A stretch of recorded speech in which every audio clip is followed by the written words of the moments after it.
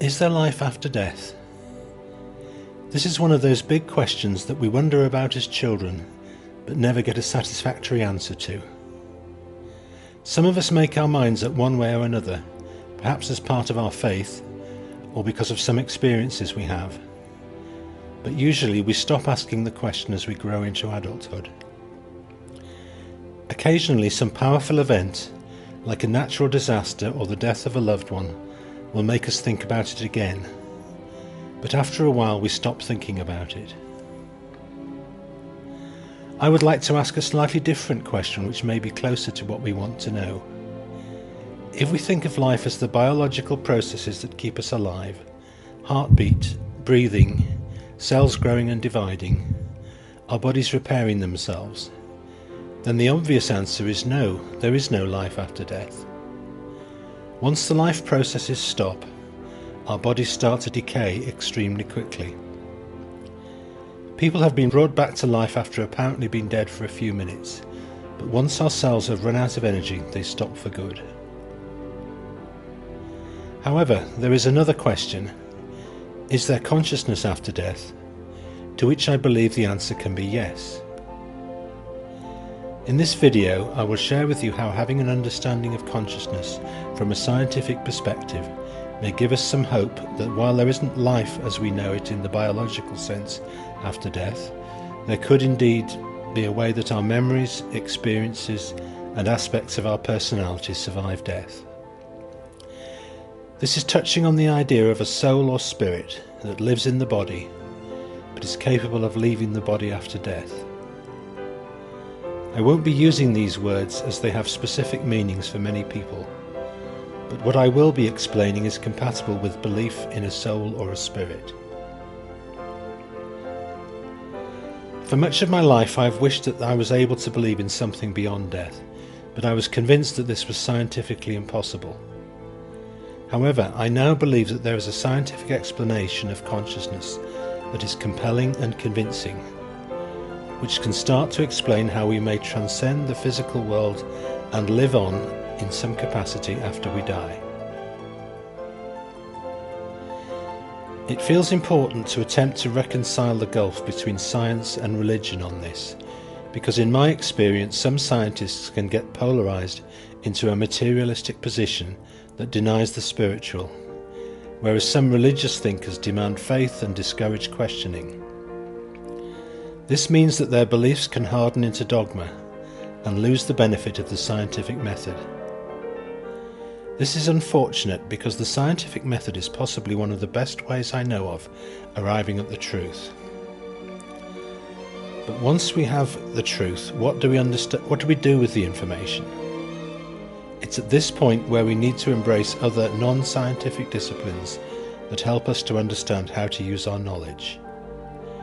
Knowledge can give us power, but as we're seeing through man's impact on the planet, it takes a lot of wisdom to use that power for good. This is where the disciplines such as psychology, theology, philosophy, and even mysticism can help, because they help us to use our theories wisely.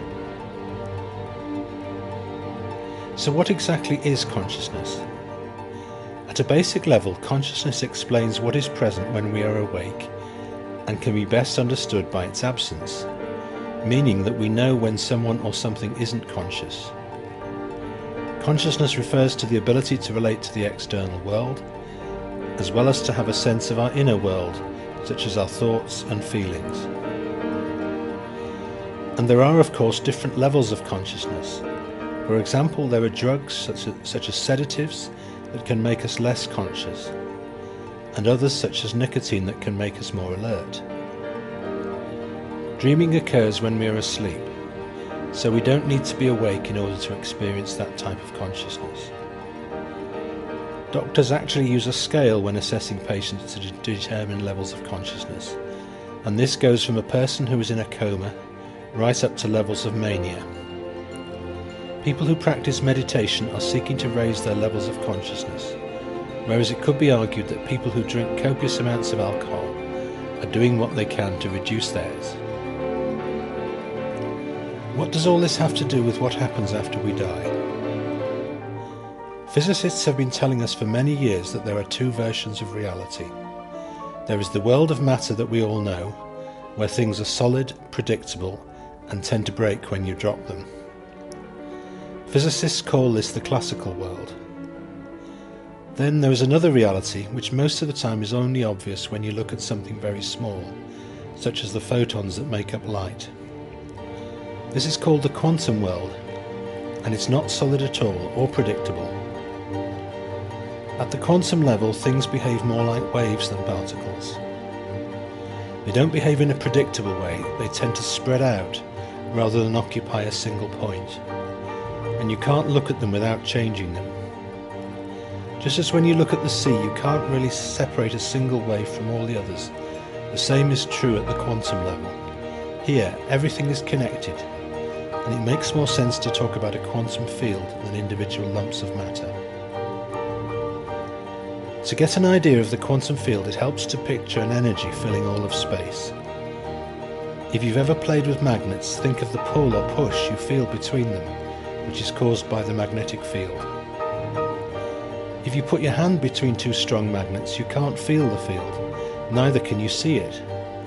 But introduce a piece of iron, such as a nail, and it gets pulled towards one of the magnets.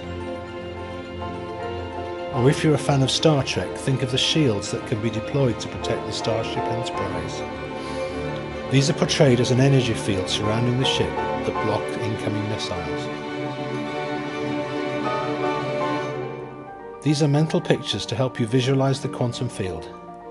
In reality, it's much more complex than that. Some quantum field theories describe it as having 11 or more dimensions, but that's beyond my capacity to imagine.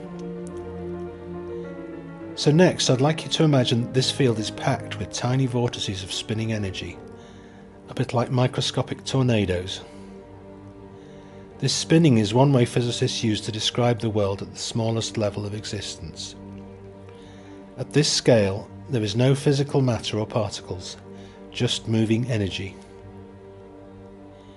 Now, in the physical world, if you were to set something spinning like a coin or a child's spinning top, it would eventually run out of energy, slow down, and fall over. In the quantum world, however, a spinning vortex, if left undisturbed, goes on spinning almost indefinitely. It's these vortices of energy that create the appearance of individual particles. It's important to say that the scale I'm referring to is very, very small. There's no way of seeing things at this scale. Physicists work by writing down equations and drawing conclusions from them. When it comes to the fine detail, there are a lot of competing theories for what is actually happening.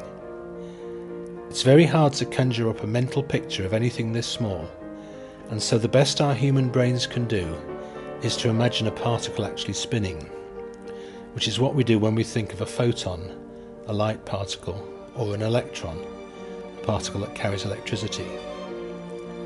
That's not really how it is at the quantum level, but it's the closest most of us who are not mathematicians can get with our imagination. These spinning vortices of energy can spin in two directions, something we can think of as left or right, or clockwise and anti-clockwise. The fact that they can spin, and that they can do so in two directions, gives them the ability to store information. Just as a digital device stores information as a pattern of zeros and ones called bits, quantum spin can also store information as energy spinning in two directions. This may sound very far-fetched, but quantum computers that work with quantum spin are already being developed. Quantum spin has long been used in practical ways to store information. It creates the magnetism that is used by disk drives and the old magnetic tapes we used to listen to music on. Although a modern disk drive can store huge amounts of information magnetically, if we could access the spinning vortices that fill empty space, the amount of information that could be stored would be effectively infinite. I'm guessing you're now wondering, what on earth has the human brain got to do with this? As I've already described, we can look at the world at two levels. The quantum level, where things are so small we find them difficult to comprehend, and the familiar classical level made up of physical objects that we can touch, see and move around. So for example, if you picture the computer screen that you're watching this video on, there are two versions of its reality. In the classical level it exists, it's there and it looks solid. However, at the quantum level there's nothing solid there at all. It's all vibrational energy. These are not two separate worlds, it's just at the large scale it's easier to describe things in classical terms, and most of the time the quantum effects only show up at the very small scale. So it's easy to recognize how our brains exist at the classical level. They are solid, warm and wet. They can be operated on in surgery and affected by medication and other substances. What is less obvious is the activity that's going on inside our brains at the submicroscopic level. There are billions of connections that are constantly being rewired as we experience the world and learn new things. Our brains are in constant activity which can be measured by scanning, and each thought we have triggers a cascade of chemical signals that underpins our actions and memories. It's hard to imagine just how complex and miniaturized these processes are, just as it's hard to understand the workings of our modern computers. Because of our digital devices such as smartphones and laptops, we've become familiar with the idea of information and what it can do. These devices can tap into a global cloud of information and pull back our emails, social media pages, photos and videos.